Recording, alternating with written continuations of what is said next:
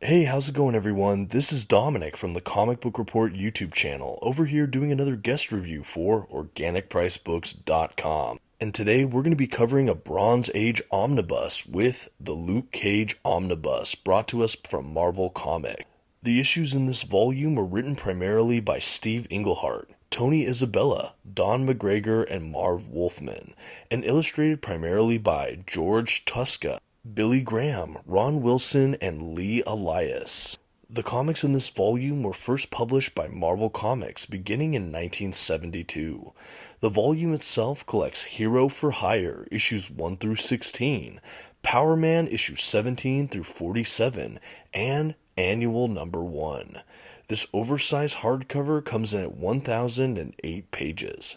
The omnibus itself has a nice glossy print paper stock and sewn binding, which I'll show you momentarily. But first, let's take a closer look at this dust jacket. So the cover we have here is the standard edition cover for this omnibus. I will throw up a picture of the direct market cover for this Luke Cage omnibus. I think both are really striking covers. I personally like the standard edition they chose. It just has a really just striking painted style. I think it's really unique for an omnibus dust jacket, and I definitely really like it. As far as the spine design goes, it is the more updated version with the small lettering and the little picture window we see on a lot of other Silver Age and Bronze Age Marvel omnibuses these days, so something to be mindful of.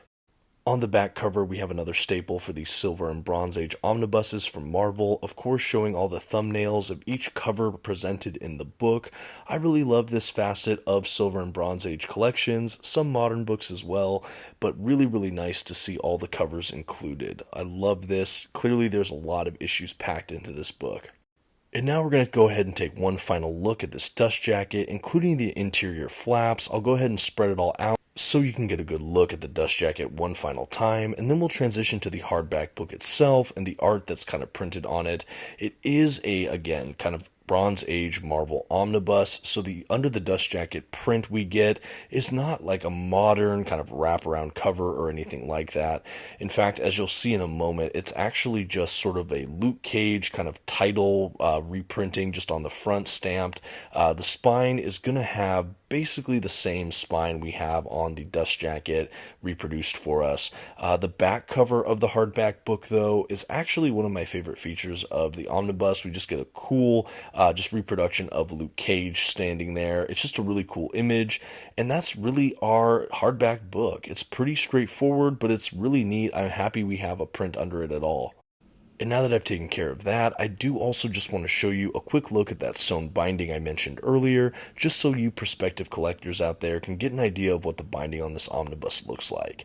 Now, it is sewn binding. I know for me, older books like this that have the kind of white borders, I don't think gutter loss is as big of a factor in these collections, at least for me personally. I think that it was really well bound. I had no real issues as far as I was concerned. But of course, you're welcome to take a look as I flip through this collection and determine for yourself what you think of the gutter and the binding here.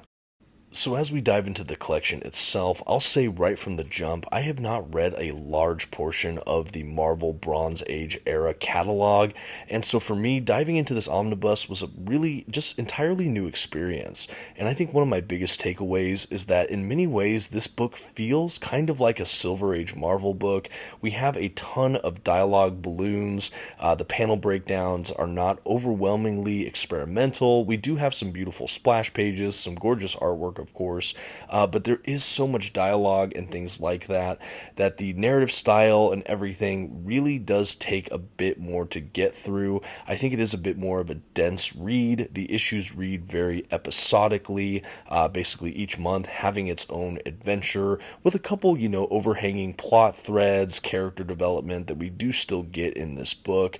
There's definitely periods of this book where we feel like we have building of momentum and we have some really cool character first appearances and battles and conflict, but overall these do feel like really a handful of one-shot adventures. Sometimes we have an issue or plot that will go for 2 or 3 issues, but for the most part a lot of these are standalone.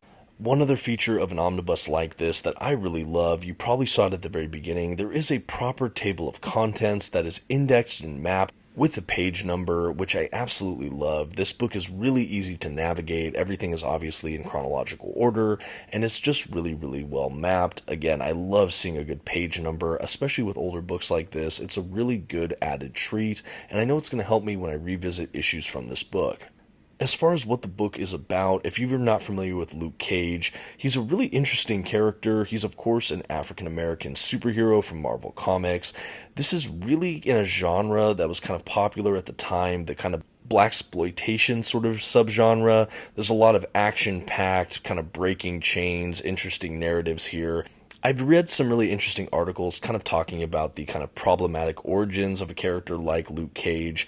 I'm not really here to socially commentate on all of that. I'm definitely by no means an expert there, but I know he was a piece of representation, especially in the realm of African American superheroes, especially in Marvel Comics. I mean, you can point to characters like Black Panther, T'Challa, but he wasn't an American. He's, of course, from and leader of the nation of Wakanda, so having a character like Luke Cage, who was an African American and a superhero, well, he was just kind of one of a kind. As far as his origins go, he's wrongfully accused and in prison at the time of the origin. He's basically experimented on by this scientist who wants to try out sort of a disease therapy or something like that.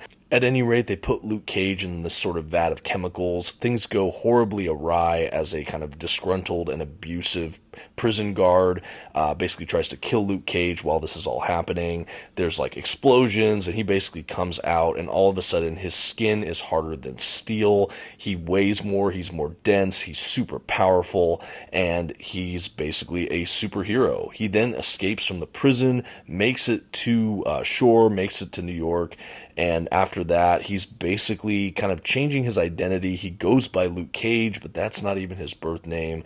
And from there, he kind of becomes, well, this hero for hire. He's basically trying to do right by his community and the people out there, but he sometimes will charge a price point. He doesn't always go through with that. You do see his more noble nature shine through consistently throughout that early couple issues when the book is titled Hero for Hire.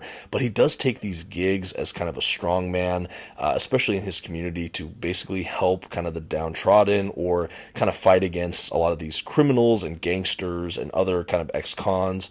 It's a really, really interesting kind of setup for a series. After the first 16 issues of that series, they retitled it Power Man. He takes on this moniker, the superhero name is Power Man. But it's really just the ongoing saga of Luke Cage as he tries to make it. He basically gets a room and board situation above a theater where he kind of runs his little agency, his Hero for Hire.